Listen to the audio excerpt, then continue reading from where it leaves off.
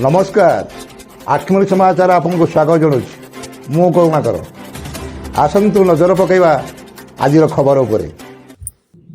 आंचलिक वरिष्ठ नागरिक मंचर वार्षिक उत्सव अनुष्ठित आज 23/3/2026 आंचलिक वरिष्ठ नागरिक मंच बइंडार एक विशेष उत्सव स्थानीय कल्याण मंडप रे मंचर सभापति सनातन साहू अध्यक्षतार अनुष्ठित होइतिला। ए उत्सव रे हंडपा थाना अधिकारी श्रीजुक्त राजेश कुमार शतपथी सम्मानित अतिथि रूप में बइंडा फांडी अधिकारी तपन कुमार राय, श्रीजुक्त गुणनिधि प्रधान, श्रीजुक्त कैलाश चंद्र प्रधान, श्रीजुक्त विजय चंद्र त्रिपाठी, श्रीजुक्त भगवान प्रधान, मंचर संपादक श्रीजुक्त सुकांत कुमार रणा जोग देथिले। वरिष्ठ नागरिक भाव में सरकार प्रदत्त मौलिक अधिकार को उपभोग करने सहित स्नेह सौहार्दपूर्ण वातावरण सृष्टि करी चिंता मुक्त भाव में हस खुशी रे जीवन धारण करने को अतिथि माने परामर्श देथिले।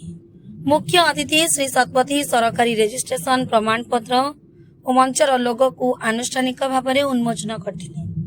संपादक श्री रणा मंच गठन समय आरंभ करी ए पर्यंत नैथिबा विभिन्न उन्नतिमूलक कार्यक्रम विवरणी संक्षेप पाठ करथिले। सभापति निजर अभिव्यक्ति बइंडारे ए वरिष्ठ नागरिक मंच पई सरकार को एक स्वतंत्र गृह जोगाई देबाकू निवेदन करने व्यवस्था कराजिबो। पुलिस सूचना देवा सह विभिन्न ग्राम को जाई साधारण लोकंकर शिक्षा, स्वास्थ्य, कृषि आदिर उन्नतीकरण पई लोकंकु सचेतन करने पदक्षेप नियाजियो बोली सूचना देथिले। कवि रमेश चंद्र मिश्र और श्री चिंतामणि साहू कार्यक्रम संयोजना करथिबा बेले अवसर प्राप्त पुलिस अधिकारी श्री अर्जुन चरण साहू धन्यवाद अर्पण करथिले। सर्वश्री वृंदावन प्रधान, कृपा सिंधु नायक, नरेंद्र बेहरा, घनश्याम साहू, बालकृष्ण प्रधान, वसंत कुमार गड़नायक, संजय प्रधान, श्रीधर बेहरा प्रमुख कार्यक्रम परिचालन सहयोग करथिले। ब्यूरो रिपोर्ट आत्मलिक समाचार। कार्यक्रम चली कौन मतामत रखिए? अति सुंदर कार्यक्रम, आकर्षणीय कार्यक्रम थिला। आंचलिक वरिष्ठ नागरिक मंच बइंडा आज आम रेजिस्ट्रेशन पर गोटे रेजिस्ट्रेशन इनागुरेट हबार था तेणु एटा गोटे इनागुराल फंक्शन रे आम समस्त एकत्रित होइतिलु। समस्त वरिष्ठ नागरिक मंच प्राय पाखापाखि 100% लोक आम वरिष्ठ नागरिक भाई मैंने उपस्थित थिले। गहण आमर अतिथि आम डाकी सब कलेक्टर महोदय, बीडीओ महोदय, तहसीलदार महोदय और हंडपा आईआईसी महोदय समस्ते आसीपारि नथिले मध्य आईआईसी हंडपा तांकर सभापतित्व कार्यक्रम आम आरंभ करथिलु। अति सुंदर भाव में परिचालित।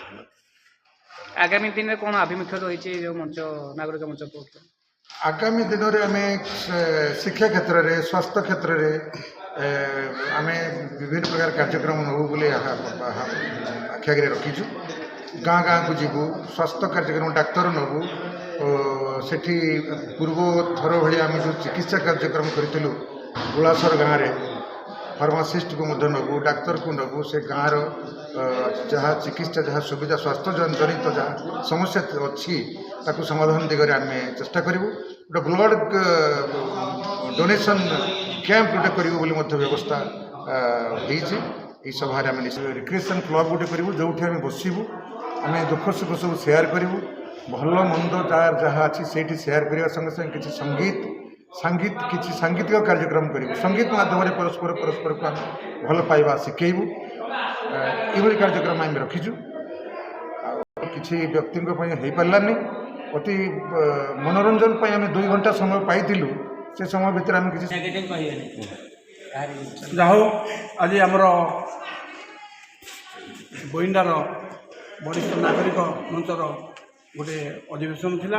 आमर बहुत दिन प्रतीक्षा आ बहुत दिन अपेक्षा सब दूर करी आम कलेक्टर पाखु सर्टिफिकेट आनलु। से सर्टिफिकेट आज उन्मोचन होगा थिला, उन्मोचन है किंतु दुखर विषय आम भाग्य आमको सपोर्ट कला ना। तेणुक सब कलेक्टर महोदय, बीडीओ महोदय एवं तहसीलदार महोदय उपस्थित हो पारे ना। आमर हंडपा आईआईसी महोदय को आम मुख्य अतिथि रूपे पाई आमे तांको माध्यम आमर आज सर्टिफिकेट उन्मोचन कलु किंतु भगवान पाखे मुझे एति प्रार्थना करुच्ची आमर ये जो वरिष्ठ नागरिक मंच जो 109 जन सदस्य अच्छा भगवान तांको दीर्घायु करंतु एवं निरोगी करंतु आमर मुख्य अभियान रहिबो जे जो निष्पेषित आउ दलित बा मर्माहत हो पड़ते जो बापा माँ मैंने दुख कष्ट कालातिपात कर निज निज पिला उच्च शिक्षित कर दूर दूरांत पिला रोच बापा माँ को पचारू ना बापा माँ दुख कष्ट छिड़ा से गोटे दृढ़ प्रतिकार बा दृढ़ पदक्षेप नेबू बोलिकी आम समस्ते शपथ नहीं। हाँ आज आंचलिक वरिष्ठ नागरिक मंच तरफ आज उन्मोचन है आमर जो